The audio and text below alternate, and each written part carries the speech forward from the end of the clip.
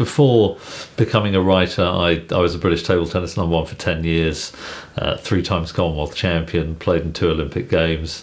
Feels like quite a long time ago now, but I think playing sport and thinking about high performance, what it takes psychologically, great practice, great coaching, leadership, the ability to translate one's skills into peak performance under pressure, all of those things, and in fact occasionally falling apart under pressure myself, all gave me a deep interest in how performance happens, how one can get an edge. So it was a very good grounding for what I've subsequently gone into.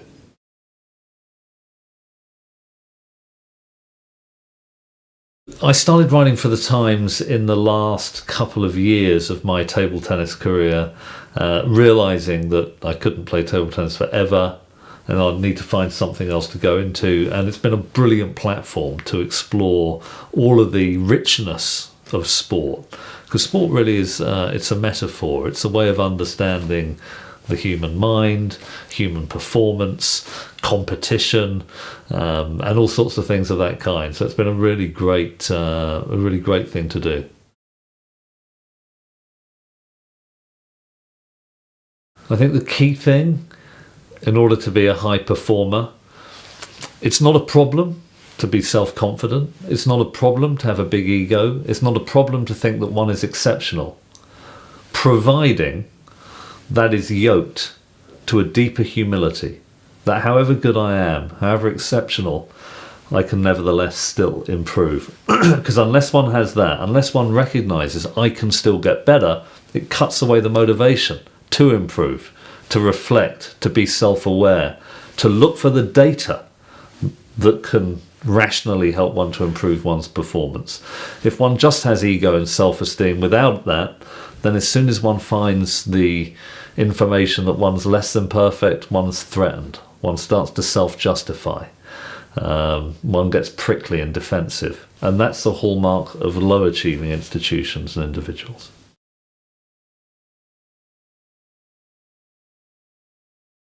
Vision's very important in that one needs to anticipate, if possible, the big disruptive changes that are going to affect any business environment. So one needs to have a big picture, but one needs to combine that with the capacity to see the detail, because even within the existing framework, one's existing assumptions, there are always the chance to find marginal gains, to find small improvements that over time, as they accumulate, can have a very dramatic effect. And I think great institutions have that capacity both to see the big picture, to have very large-scale innovation, but also the fine detail so that one gets delivery right. One makes sure the production processes are seamless. In the terms of Team Sky, one takes some mattresses from stage to stage during the Tour de France for a marginal improvement in sleep quality, antibacterial hand gel to cut down on the risk of infections. Great hospitals are always finding small improvements that improve patient safety. And you need to have, I think, that dual perspective.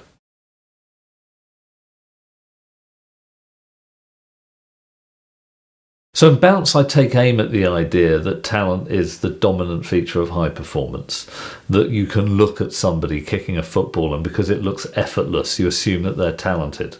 In fact, effortless performance comes from long-term practice, and almost everybody, in fact everybody in a complex area who has got to the top has demonstrated the capacity to clock up lots of practice over a long period of time. High quality practice, motivated practice, purposeful practice.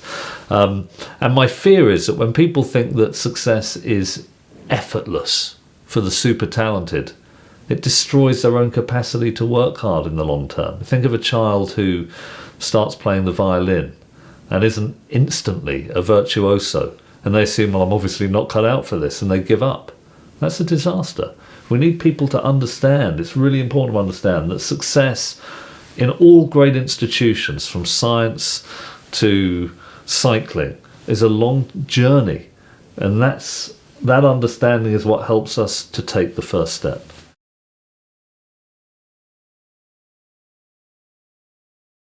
I mean, success can be defined in all sorts of different ways.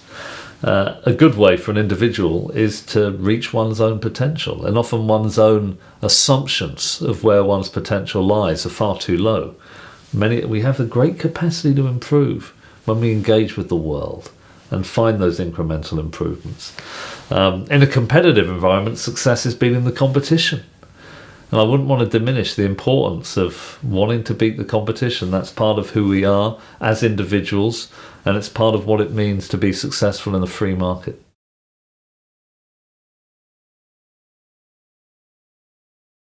I think in terms of motivation, the love of winning is important. The fear of losing is also not insignificant. I also would strongly suggest that it's strongly related to passion, being genuinely motivated in the activities that one is pursuing.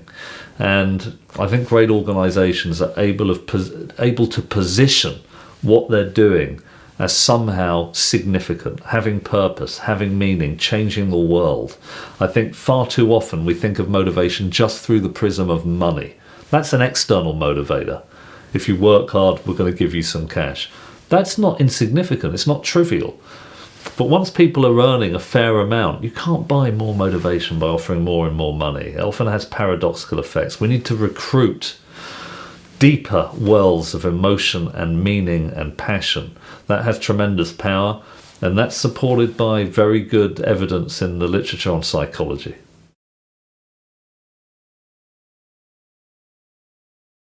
So black box thinking as a title came from the aviation industry, which uses black boxes to learn from failures so that they can make sure the same accidents don't ever happen again. And, I don't say that people should have a literal black box, but that as a metaphor for learning from mistakes, from failures, from near misses, from suboptimal outcomes, I think is absolutely vital. In fact, it's a necessary condition of learning at any time in human history, and it will be the same for any time in the future of our species. We've got to get that right.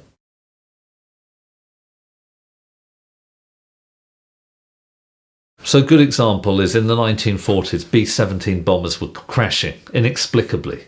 So they actually tried to learn what's going wrong. They commissioned a psychologist to do an investigation, and he found that the switch link to the landing gear, that's to say the wheels, and the switch link to the landing flaps were identical and side by side on the dashboard. Under the pressure of a difficult landing, with all sorts of things going on, the pilots were pulling the wrong switch, and the planes were belly flopping onto the runway with catastrophic results. So he proposed adding a small wheel shape to one of the switches and a small flap shape to the other. So now they're easily identifiable under pressure. Accidents of that kind disappeared overnight. And this system of learning constantly, as we speak, reports are being filed by pilots in real time so that the weaknesses that were not envisioned can be analysed and learned from. That has had an incredible effect. Aviation was the riskiest form of transportation at the beginning of the last century. Last year, the accident rate for the major airlines was one crash for every 8.3 million takeoffs. That isn't because they're talented people in aviation, but the main reason is a culture of continuous improvement.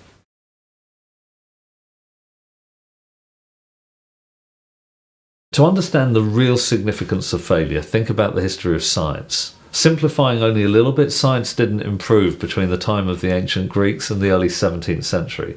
Since then, science has revolutionized our world again and again and again. Why the difference? The reason is the attitude to failure.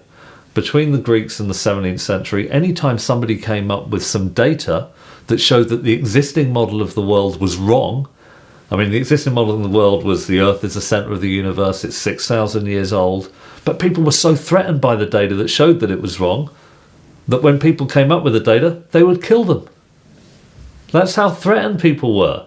When Galileo developed a telescope that essentially, simplifying a bit, demonstrated that the sun was the centre of the solar system, and he presented it to the scholars of the day, they wouldn't look at it.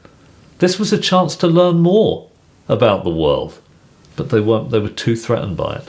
Only when science engaged with the data that showed the defects in the existing models did they create a process that led to consistent revolutions from Newton to Einstein and then beyond.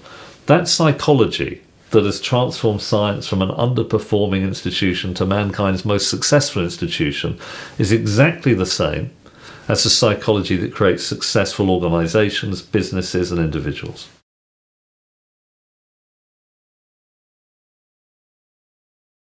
The main issues that I'm interested in are, well, I can summarize it in one phrase: high performance. What does that mean? Well, in safety critical industries, making the system safer. For innovative industries, how do we become more innovative? For sport, how do we ensure that we are firing on all cylinders, maximizing the potential of our people? High performance sounds like a simple, almost reductionist topic, but it has huge breadth, and it encompasses psychology, learning, culture, and everything in between.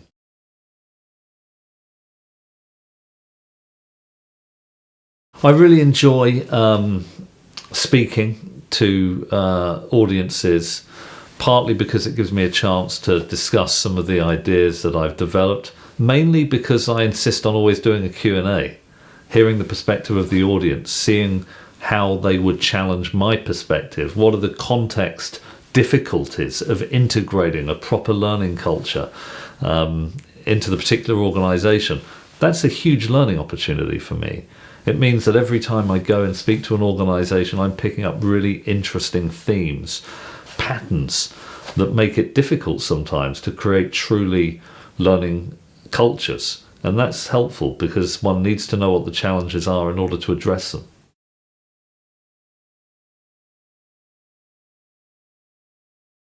In an ideal world, I want the audience to leave the auditorium challenged, to have some new ideas, some practical notions that they can actually take into their lives and into their work, and also to feel that they've had a chance to challenge my perspective too.